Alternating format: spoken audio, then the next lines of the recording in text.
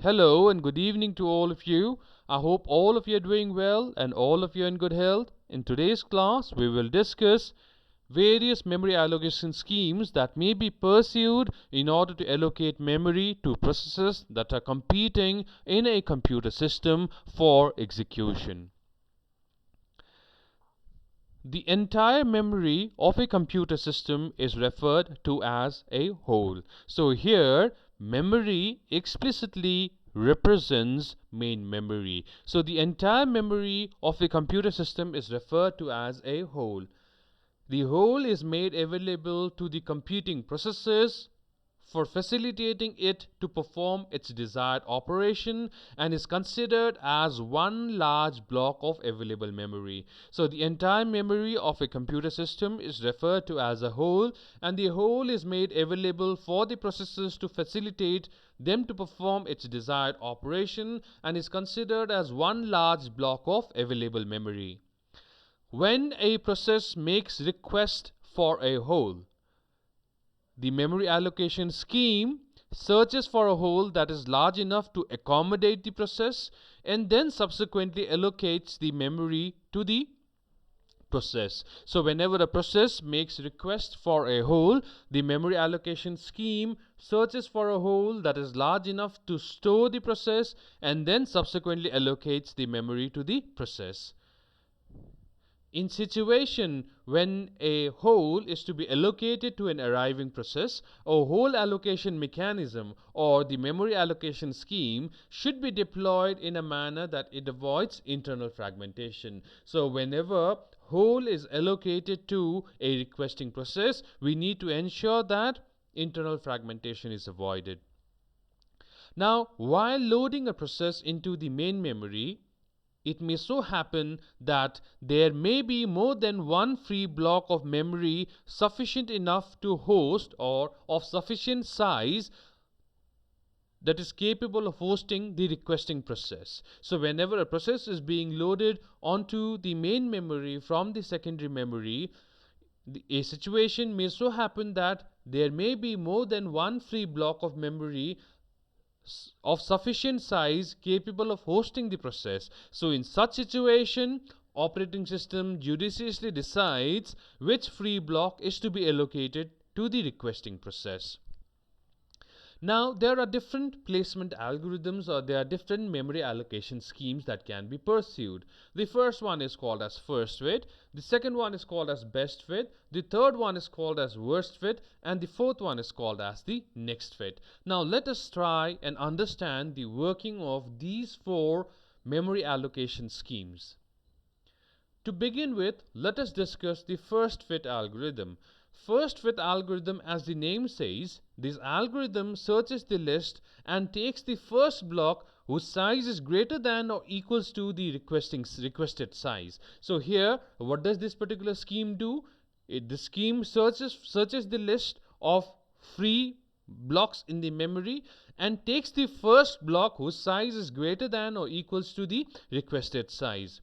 If a likely block is found, then it's allocated to the process, otherwise the technique fails to allocate memory to the process. So if a block large enough to host the process is found, then it allocates the memory, or else the technique fails. In order to facilitate ease of operation, the list is often kept sorted in order of the address. But in case of first fit algorithm, the tendency is to cause allocation to be clustered towards the lower memory address, because here the first block that is big enough to accommodate the process is allocated to the process. So it often happens that the tendency is to cause the allocation to be clustered towards the lower memory address. So as in case of first fit algorithm, the memory allocation is clustered towards the lower memory address, it is often found that fragmentation takes place in the lower memory address, while the upper memory address tends to have larger free blocks, because frequently the address locations that are located in the lower memory address is allocated to the process. So the net effect is that the lower memory area tends to get fragmented while the upper memory area tends to have larger free blocks. So we'll try to understand the same with the help of an example. Now let us try and understand the same with the help of an example. So now let AN represent allocation request of size n kilobytes. So AN represents allocation request of size n kilobytes. DN represents deallocation request of size n kilobytes. So here AN represents allocation request of size n kilobytes and DN represents deallocation request of size n kilobytes. And let us assume that the total size of the memory is 100 kilobytes. So the total size of the memory is 100 kilobytes. And then considering the sequence, what we need to do is we need to perform allocation or deallocation. So here we have a sequence of allocation and deallocation request. So what we'll try to do is we'll try to satisfy the allocation and the deallocation request. Now here for simplicity, allocation is represented with the help of green color and free is represented with the help of red color. So here what we have is we have AN representing allocation request of n kilobytes and dn representing deallocation request of n kilobytes, and we are assuming that the total size of the memory is 100 kilobytes. So given a sequence of allocation and deallocation, what we need to do is we need to place the processes onto the computer's memory. Now for simplicity, again I'm saying the allocation is represented with the help of green color and the free is represented by red color. So initially what I have is I have 100 kilobytes. So the first request that I have is an allocation request of size 20. So here I have an allocation request of size 20. So the first 20 bytes are being 20 kilobytes are being allocated to the process who is requesting for 20 kilobytes of memory. Now once 20 kilobytes of memory is allocated to a process, then I again have a request for 15 kilobytes, right? So now immediately after 20 kilobytes, what I'm doing is I'm making an allocation of 15 kilobytes. So now as you see, once the allocated memory space increases, the size of the free memory decreases. So in the initial case 20 kilobytes are allocated, so we have 80 kilobytes free address space. In this, after the second instance, 35 kilobytes of memory is allocated and 65 kilobytes of memory are free. So this is the way how the representation is done. So in the first allocation we have 20 kilobytes of memory allocated. After that we have an allocation request for 15 kilobytes. So again 15 kilobytes of memory is allocated.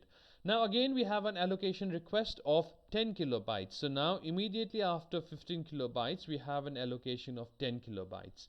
Now just see, the free space has come down to 55. Then we have allocation request of 25 kilobytes, right? Okay, so immediately after 10 kilobytes we have a memory allocation done for 25 kilobytes. So once the 25 kilobytes allocated, the amount of free space goes down to 30 kilobytes. After the allocation request for 25 kilobytes, we have a deallocation request of 20 kilobytes that was initially allocated. So now what we have is we have initially allocated 20 kilobytes being deallocated, right? Okay, so the initially allocated 20 kilobytes is now deallocated, right? And we have a hole created there. So we have a hole of 20 kilobytes. So now any process that comes in demanding for memory space less than equals to that of 20 kilobytes can be allocated this particular hole, right? Now after deallocation of 20 kilobytes we have a deallocation of 10 kilobytes. So the 10 kilobytes that was previously allocated is now deallocated, and again we have a hole created there of 10 kilobytes. Now we have allocation request of 15 kilobytes. So now the hole that was created after the allocation of 20 kilobytes can be utilized in order to allocate 15 kilobytes of space to a given process. So out of 20 kilobytes we have 15 kilobytes being allocated to a process demanding for 15 kilobytes, and then we have a hole or fragment of 5 kilobytes that is created.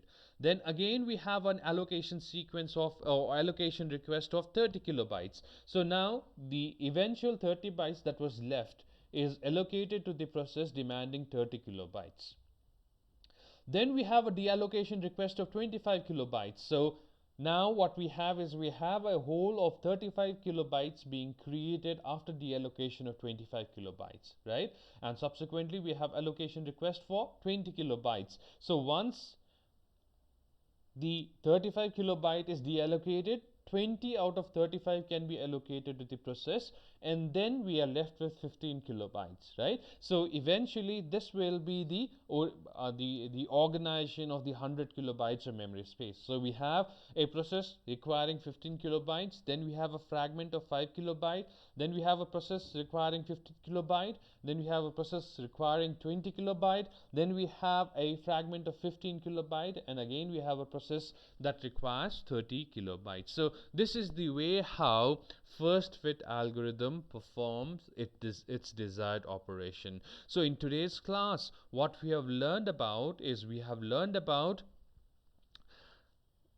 why is memory allocation important, right? We have learned about what is a whole, right?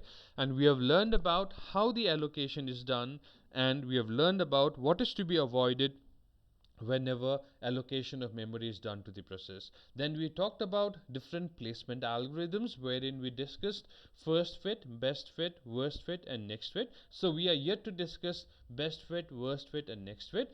Till now we have discussed only first fit, and then what we did was we discussed first fit algorithm in greater detail with its working mechanism, and then we try to understand the same with the help of an example, okay, wherein we took a sequence of allocation and deallocation, and we try to represent the same in the 100 kilobytes of available memory space.